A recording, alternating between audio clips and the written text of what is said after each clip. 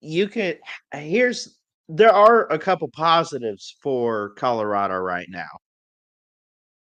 They have the number one transfer class in the Big 12, 42 incoming transfers, but they also have a lot of negatives.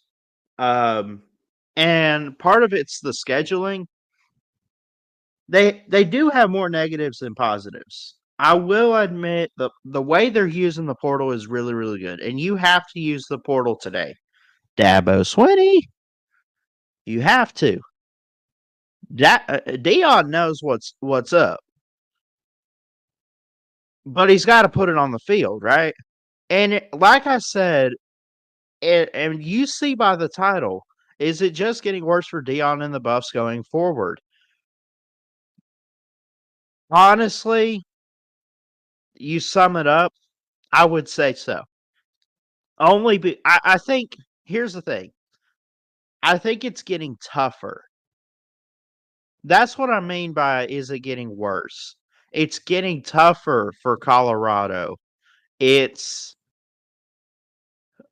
you know, it just is. The Big 12 is going to be a step up for the Colorado Buffs in 2024. And we're going to dive into their schedule. And I want to look at what they bring in transfer wise.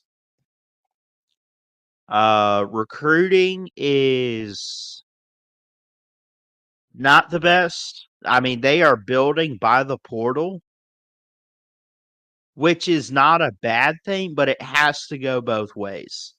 It has to. And when you only build by one, like it's like the opposite of Dabo and Clemson. And again, I'm not here to beat them up because I know we want to talk about Colorado this morning. But think about Clemson for a second. They brought in zero transfers this offseason when the portal closed. Zero. Colorado, they brought in a lot. Crazy, man.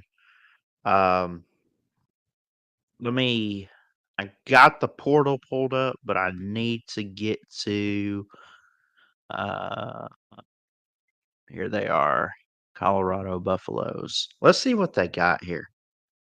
Because you look at their schedule.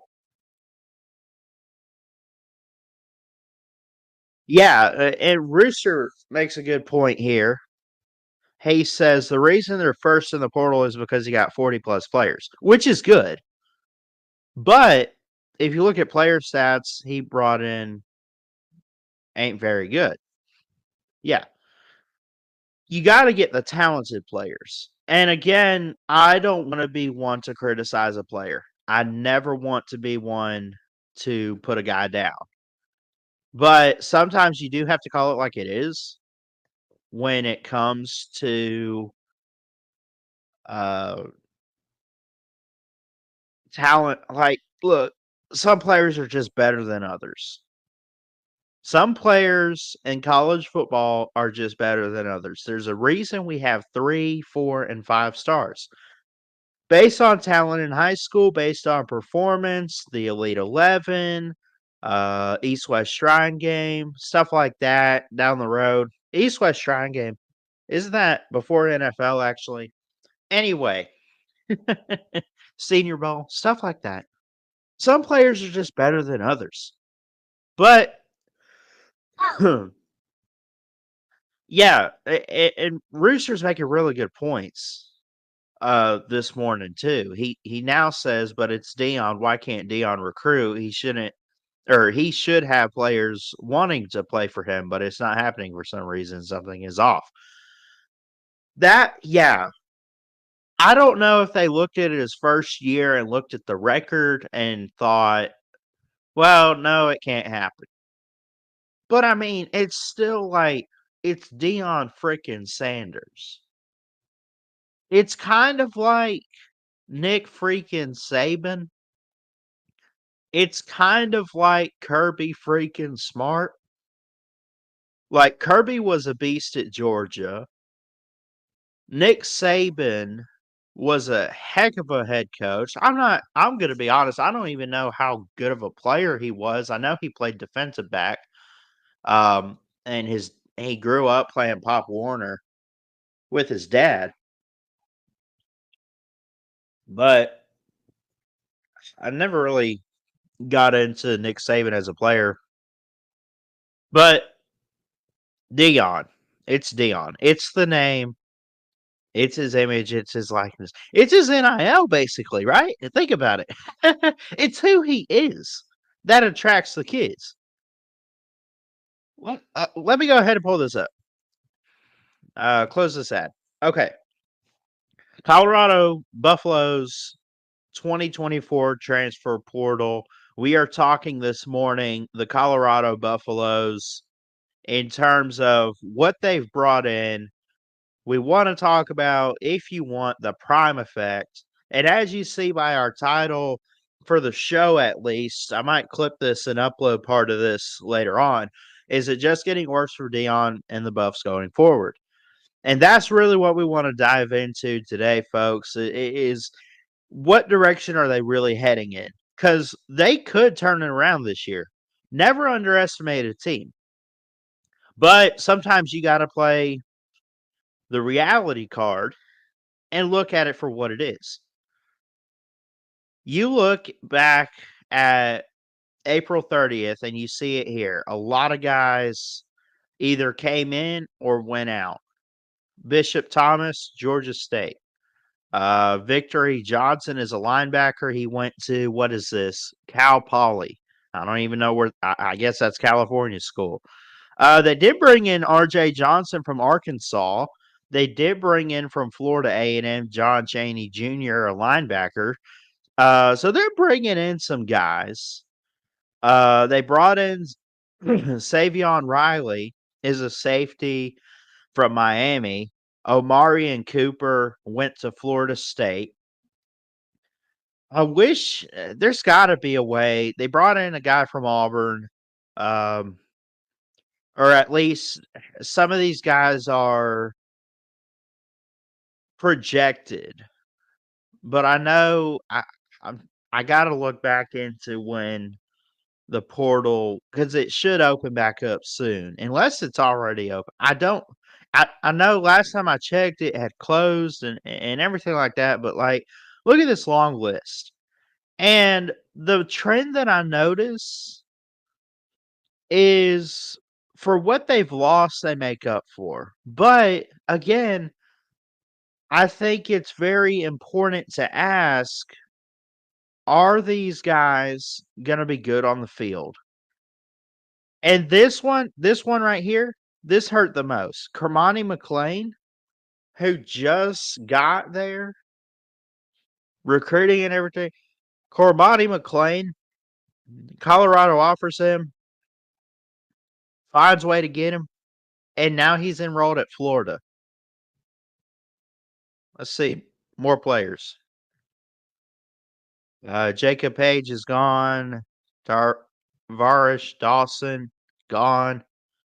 Uh, where is that? Is that Jacksonville State? Yeah, JSU. Just show up. Let me see. We're in July. We're in July. I'm pretty sure it's gonna. Obviously, it'll be open during the season, but I want to know how soon it's gonna open up for the portal. So someone could help me out with that, because I didn't think to get that in my notes this morning. But like either way, I'll be curious when the portal's open this season, how many guys actually jump in from Colorado. And there's other teams we could talk about this morning about the portal. But Colorado, ever since Deion got there, let's just be honest. Before Deion got there, no one talked about Colorado since the 90s. That was it. That's the only time we talked about Colorado. This one is all Colorado based this morning because I got to know, is it getting worse for them going forward? And the big question is this. I ask it because of the Big 12. The Pac 12, let's say this. I guess you have to play hypothetical to figure this out. Let's assume the Pac 12 doesn't lose all its teams. Okay. That means you got the California schools in there. You got Stanford and Cal. You got USC, UCLA. You got Oregon, Washington in there, right? You keep everybody. Yes, you still got Oregon State and Washington this year, but like you keep everybody. Okay. There's no realignment in the Pac 12. We're playing hypothetical, but Colorado says we're gonna be the first to leave and we're going to the Big 12.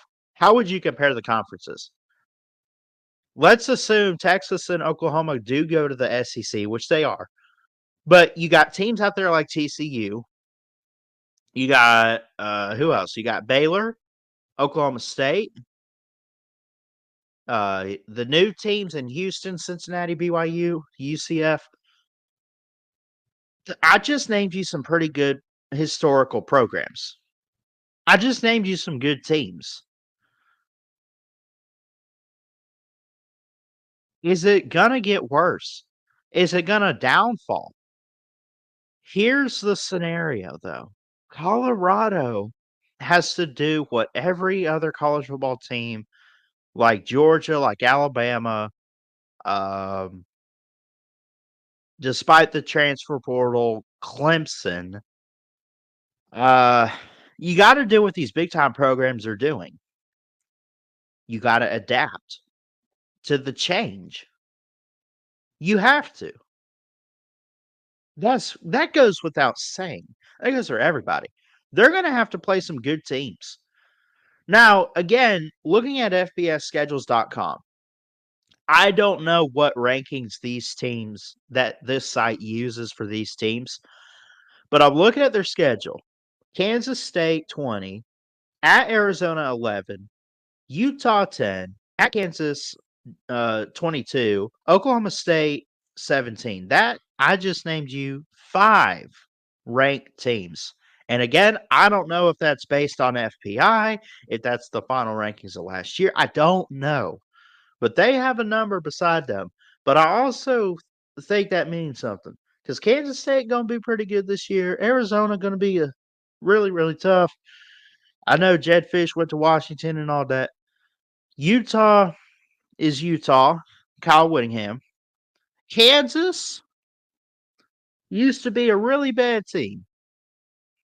They're kind of on the small, really small, but in the right direction uphill climb. At Oklahoma State, Mike Gundy, he's a man. He's 40 or 50 at this point. I don't know. Uh, he's good. He's really, really good. You get them on rivalry weekend on Black Friday. So you get all these teams, and it's a tough schedule. And I think your toughest stretch for the Big 12 right here, it might be the last 3 games, in my opinion. First off, you come off your second bye week. Everyone gets 2 bye weeks because of November 30th and all that, Thanksgiving and how it falls. So you get your second bye week on November 2nd. You go to Texas Tech. Don't sleep on them. Utah, obviously, don't sleep on them. Kansas, they're getting better. And Oklahoma State, gonna probably be good late in the year. That's a tough stretch. Can you win all 4 of those games? I doubt it. Best case scenario, you win 2 of them, maybe 3 if you're lucky. How is the season going to play out? The way Colorado started last year, honestly, pretty good. But then it just got tougher. It got more difficult. because again, they started out 3-0, and Colorado State's not really a scrub team. You were able to win in double overtime, like I said. TCU, the national runner-up, but they kind of fell off. What'd they go, 5-7? But you won it on the road. I'll give you credit for that. And Nebraska is Nebraska. But for Colorado to get wins like that, for Colorado's sake, it's not bad. But then it got tough. You had to go to Eugene. You hosted the Trojans. I think I was live for that USC game, actually. But you play. Here's the thing: you only won by 7 points, or lost by 7 points.